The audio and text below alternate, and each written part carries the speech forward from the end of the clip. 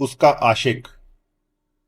یہ کہانی میرے ایک دوست نے مجھے سنائی تھی۔ جب میں ماسکو میں طالب علم تھا تو میں ایک عورت کا ہمسایہ تھا جس کی شہرت اچھی نہیں تھی۔ وہ ایک پولش عورت تھی اور لوگ اسے ٹریسا کہتے تھے۔ وہ لمبے قد اور طاقتور جسمانی بناوٹ اور کالے بالوں والی خاتون تھی۔ اس کا چہرہ سخت گیر تھا۔ اس کی سیاہ آنکھیں کسی صحرا کی طرح بہت ویران محسوس ہوتی تھی۔ اس کی آواز کرخت تھی۔ اس کا مضبوط گٹا ہوا جسم مجھے خوف میں مبتلا کر دیتا تھا۔ وہ طاقتور مچھیروں جیسی لگتی تھی۔ میرا کمرہ اوپر کی منزل پر تھا جبکہ اس کا دروازہ میرے کمرے کے سامنے تھا۔ جب بھی وہ گھر پر ہوتی میں کبھی بھی اپنے دروازے کو کھلا نہیں چھوڑتا تھا، لیکن ایسا اتفاق کم ہی ہوتا تھا۔ کبھی کبھار سیڑھیوں پر یا مین گیٹ پر آمنا سامنا ہو جاتا تھا اور وہ مجھے دیکھ کر مسکراتی، جو مجھے بڑا مزاحیہ اور توہین امیز لگتا تھا۔ کبھی کبھار وہ نشے میں ہوتی، نشیلی نگاہیں، بال بکھرے ہوئے اور ایک خاص طرح کی بدبودار مسکراہٹ۔ کبھی کبھار ایسے موقع پر وہ مجھ سے بات بھی کر لیتی تھی۔ آپ کیسے ہیں مسٹر طالب علم؟ اور اس کی بے وقوفانہ ہنسی میری نفرت کو مزید بڑھا دیتی۔ میں چاہتا تھا کہ اپنا کمرہ تبدیل کر لوں تاکہ ایسی ملاقاتوں اور خرافات سے بچ سکوں، لیکن میرا کمرہ کافی اچھا تھا اور کھڑکی سے حسین منظر نظر آتا تھا اور نیچے کی سڑک پر ہمیشہ گہری خاموشی ہوتی تھی، لہٰذا میں برداشت کرتا رہا۔ ایک صبح جب میں اپنے صوفے پر نیم دراز تھا اور لیکچر میں شرکت نہ کرنے کا کوئی بہانہ تلاش کر رہا تھا کہ اچانک دروازہ کھلا اور ٹریسا کی بھاری آواز میرے کمرے کی دہلیز سے ابھری۔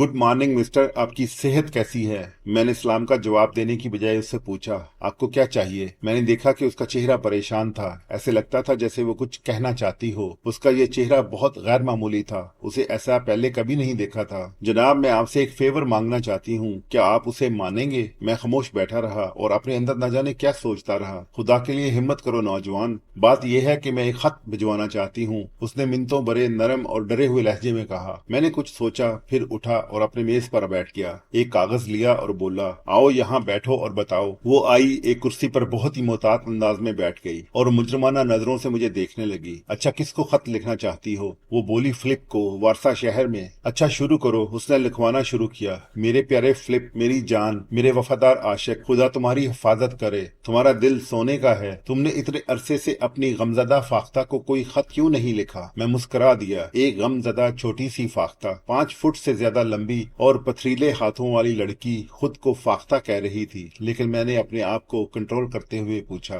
یہ فلپ کون ہے؟ فلپ مسٹر، اس نے کہا جیسے نام کی غلطی سے اسے دکھ ہوا ہو۔ وہ فلپ ہیں، میرے جوان مرد، میرے عاشق۔ آپ اتنے حیران کیوں ہیں نوجوان؟ کیا میں ایک لڑکی عاشق نہیں رکھ سکتی؟ واہ، ایک لڑکی! اچھا کیوں نہیں؟ میں نے جواب دیا، سب کچھ ممکن ہے۔ اور کیا آپ کا عشق لمبے عرصے سے ہے؟ اس نے جواب دیا، 6 سال۔ اوہو، میں نے سوچا، اچھا چلو آپ کا خط لکھتے ہیں۔ آپ کی مہربانی نوجوان، ٹریسا نے مجھ سے تہذیباً کہا، شاید میں بھی آپ کی کچھ مدد کر سکوں۔ میں نے جواب دیا، نہیں شکریہ، اس تکلف کی ضرورت نہیں۔ وہ بولی، ہو سکتا ہے نوجوان آپ کی قمیضوں یا آپ کی پتلون کو تھوڑی سی مرمت کی ضرورت ہو۔ اس کے پینٹی کوٹ سے ابھرے ہوئے بڑے بڑے گول ابھار مجھے شرمندہ کر رہے تھے، اور پھر میں نے اسے سختی سے کہا، مجھے اس کی خدمات کی بالکل بھی ضرورت نہیں ہے۔ وہ ناراض سی ہو کر چلی گئی۔ 1 یا 2 ہفتے گزرے ہوں گے۔ ایک دن شام ہو رہی تھی، میں اپنی کھڑکی کے پاس بیٹھا تھا، سیٹیاں بجا رہا تھا اور کچھ کرنے کا سوچ رہا تھا۔ مجھے بوریت محسوس ہو رہی تھی، موسم بے رنگ تھا، میرا باہر جانے کا کوئی موڈ نہیں تھا، اور اس بوریت کے عالم میں اپنا جائزہ لیتا رہا، جو کہ ایک بور کام تھا۔ لیکن اس شام میرے پاس کچھ اور کرنے کے لیے تھا نہیں۔ پھر دروازہ کھلا، میں نے سوچا شاندار، کوئی آیا ہے۔ اوہ مسٹر، آپ کو کوئی فوری کام تو نہیں ہے؟ یہ ٹریسا تھی۔ اف میرے خدا! نہیں، کیا بات ہے؟ میں نے پوچھا۔ وہ بولی، آپ سے گزارش کرنی تھی نوجوان کہ آپ مجھے ایک اور خط لکھ دیں۔ میں نے جواب دیا، بہتر، فلپ کے لیے ہاں؟ وہ بولی، نہیں، اس بار یہ اس کی طرف سے ہے۔ میں نے حیرانی سے پوچھا، کیا؟ وہ بولی، معاف کیجئے، یہ میرے لیے نہیں ہے نوجوان، یہ میری دوست کے لیے ہے۔ وہ بھی ٹریسا ہے، دوست نہیں بلکہ جان پہچان سمجھ لو۔ ایک آدمی، اس کے پاس بھی ایک محبوبہ ہے جیسی کہ میں ہوں یہاں۔ نوجوان، کیا آپ اس لڑکی کے لیے خط لکھ سکتے ہیں؟ میں نے اسے دیکھا، اس کا چہرہ پریشان تھا، اس کی انگلیاں کانپ رہی تھیں۔ میں پہلے تھوڑا جھجکا اور کنفیوز ہو گیا، پھر تھوڑی دیر میں کچھ میری سمجھ میں آیا۔ میں نے کہا، سنیں میڈم، یہاں کوئی اور فلپ یا ٹریسا نہیں ہوتے۔ آپ نے ایک جھوٹی کہانی بنائی ہے۔ آپ میرے پاس بہانے سے نہ آیا کریں۔ میں کسی بھی صورت آپ کے ساتھ سماجی تعلق کو ترجیح نہیں دیتا۔ کیا آپ سمجھ رہی ہیں؟ اچانک اچانک وہ بہت زیادہ خوفزدہ اور پریشان ہو گئی۔ وہ بار بار اپنا پہلو بدلنے لگی اور مزاحیہ انداز میں باری باری سانس لینے لگی، جیسے کچھ کہنا چاہتی ہو لیکن کہہ نہیں پائی۔ میں اندازہ لگانے لگا کہ ان تمام امور کا کیا نتیجہ نکلے گا، اور پھر محسوس کیا کہ میں نے نیکی کے چکر میں شاید سنگین غلطی کر لی ہے۔ یہ سب کچھ عجیب سا تھا۔ وہ بولی مسٹر، پھر اچانک ہاتھ ہلاتے ہوئے تیزی سے دروازے کی طرف چلی گئی۔ میرے دل میں ایک ناگوار سا احساس پھیل گیا۔ اس نے جاتے ہوئے دروازہ بہت زور سے بند کیا تھا۔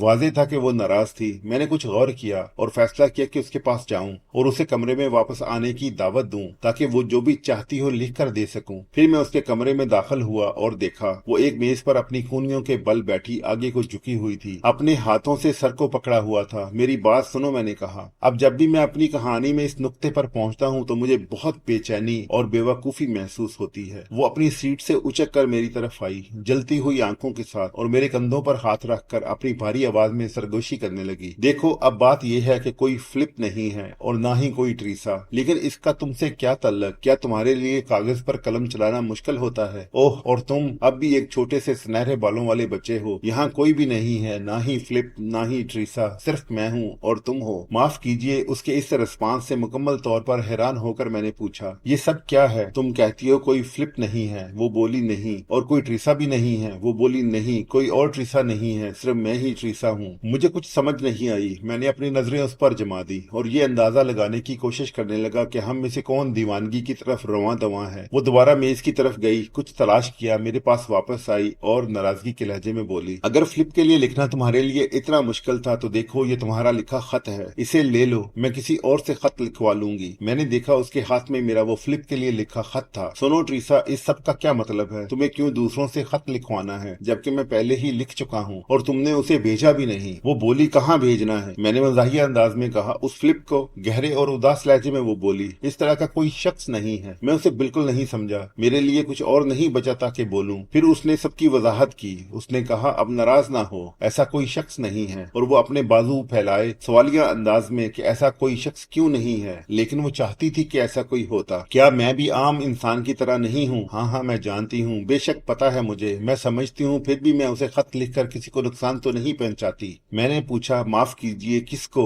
ٹریسا، فلپ کو یقیناً۔ میں نے پھر پوچھا، لیکن فلپ تو موجود نہیں ہے۔ ٹریسا، افسوس، لیکن اگر وہ نہیں ہے تو کیا ہوا؟ وہ موجود نہیں ہے لیکن وہ ممکن تو ہے، اور لگتا ہے کہ وہ موجود ہے، اور ٹریسا وہ میں ہوں، اور اس کا جواب مجھے ملتا ہے، پھر میں اسے دوبارہ لکھتی ہوں، تھوڑی مشکل سے، لیکن آخر کار مجھے معاملے کی سمجھ آ گئی، اور میں نے خود کو بہت بیمار، بہت مایوس اور بہت شرمندہ محسوس کیا۔ کس طرح میرے قریب ہی 3 گز کے فاصلے پر ایک ایسی مخلوق رہتی تھی جس کے لیے دنیا میں کوئی نہیں تھا جو اس سے محبت کرے، دل سے خیال رکھے، اور اس انسان نے تنہائی سے مجبور ہو کر ایک خیالی دوست بنا لیا تھا۔ دیکھو، اب تم نے مجھے ایک خط لکھ کر دیا تھا فلپ کے نام پر، اور میں نے وہ کسی اور کو دیا کہ مجھے پڑھ کر سنائے، اور جب اس نے مجھے پڑھ کر سنایا تو میں نے محسوس کیا کہ فلپ اصل میں موجود ہے۔ پھر میں نے تم سے درخواست کی کہ فلپ کی طرف سے ٹریسا کے نام پر ایک خط لکھو، یعنی مجھے۔ جب تم نے ایسا خط میرے لیے لکھا اور مجھے سنایا تو مجھے یقین سا ہو گیا کہ فلپ موجود ہے، فلپ زندہ ہے، اور زندگی اس بنا پر میرے لیے آسان ہو جاتی ہے۔ میں بھی کتنا احمق ہوں، میں نے خود سے کہا، اور اس کے بعد باقاعدگی سے ہر ہفتے میں فلپ کے نام سے ایک خط لکھتا اور ایک جواب فلپ سے ٹریسا کے نام پر لکھتا۔ میں اس جوابی خط کو بہت اچھی طرح بڑی محنت سے لکھتا تھا۔ وہ غور سے ان کو سنتی تھی، سن کر بہت روتی تھی اور اپنی بھاری آواز میں کراہتی۔ میرے خطوط کے عوض وہ میری جرابوں، شرٹس اور دیگر کپڑوں کی رفوگیری کر دیتی۔ تقریباً 3 مہینے گزر گئے اس داستان کا آغاز ہوئے جب اسے کسی وجہ سے جیل میں ڈال دیا گیا۔ ہو سکتا ہے کہ اب تک وہ مر چکی ہو۔ میرے دوست نے سگریٹ کا کش لگاتے ہوئے آسمان کی طرف متاسفانہ نظروں سے دیکھتے ہوئے ان الفاظ میں کہانی ختم کی۔ زندگی کی کڑواہٹوں کا مزہ چکھنے کے بعد اچھی چیزوں کی زیادہ بھوک لگتی ہے اور زندگی کی مٹھاس اپنی طرف کھینچتی ہے، اور ہم اپنی اخلاقیات کے لباس میں لپٹ کر اور دوسروں کو اپنی خوشحالی کی اینک سے دیکھ کر اور اپنی عالمگیر بے حسی کی بدولت اس بات کو نہیں سمجھ سکتے، اور پوری بات بہت بے حس اور بہت ظالمانہ ثابت ہوتی۔ کوئی مجھے یہ سمجھائے کہ گرا ہوا طبقہ کیا ہے، اور گرا ہوا طبقہ کون سا ہے؟ وہ لوگ بھی